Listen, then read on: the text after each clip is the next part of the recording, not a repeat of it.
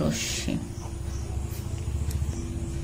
এ, এটা দিলাম ও, এটা দিলাম বি,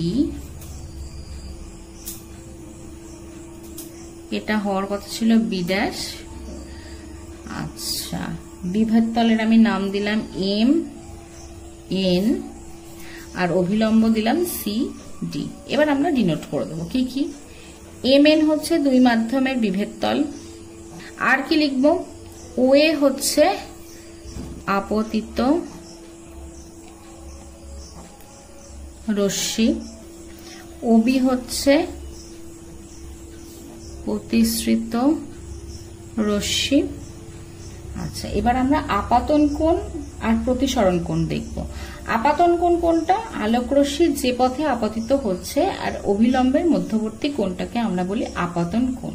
তাহলে আই হচ্ছে আপাতন কোণ। আর আলোক রশ্মি যে পথে প্রতিসৃত হচ্ছে আর অভিলম্বের মধ্যবর্তী কোণটাকে বলা হয় প্রতিসৃত কোণ। তাহলে সেটা আর হচ্ছে প্রতিসৃত কোণ। এই হচ্ছে একটা বিভেদ তল, এই হচ্ছে একটা বিভেদ তল। এটা হচ্ছে লঘু মাধ্যম আর এটা হচ্ছে ঘন মাধ্যম। আর এটা ঠিক উল্টোটা লিখবো, এটা হচ্ছে ঘন মাধ্যম আর এটা হচ্ছে লঘু মাধ্যম। তাহলে আলোক রশ্মি যখন লঘু মাধ্যম থেকে ঘন মাধ্যমে আসে তখন দুই মাধ্যমের বিভেদ তলের ওপর আপতিত হয়, তখন সেটা কি হয়, অভিলম্বের দিকে সরে আসে। তখন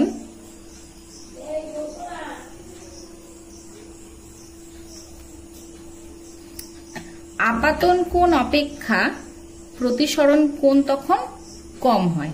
তাহলে যখন লঘু মাধ্যম থেকে ঘন মাধ্যমে আসে তখন অভিলম্বের দিকে সরে আসে, আর ঘন মাধ্যম থেকে যখন লঘু মাধ্যমে আসে তখন এই যে আপতিত আলোক রশ্মিটা এসে পড়ছে এর এই পথে চলে যাওয়ার কথা, কিন্তু এ দেখা যায় অভিলম্ব থেকে দূরে সরে যাচ্ছে।